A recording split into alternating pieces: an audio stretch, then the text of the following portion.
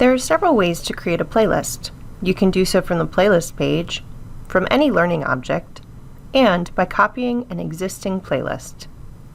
From the dashboard, select Playlists and click New Playlist.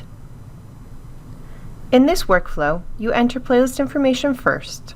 This includes the title and options to define an intended use with the learning resource type, grade range, an essential question, description, objectives, teacher prep notes, and student instructions.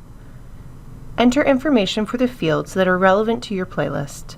This can be basic at first and edited later as you further develop your playlist. Save to finish creating the playlist. Now you can add learning objects.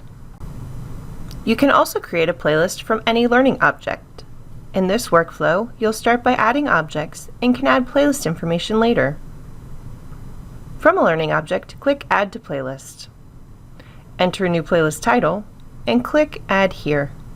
This will create the playlist and add the item to it. Notice it is now your active playlist.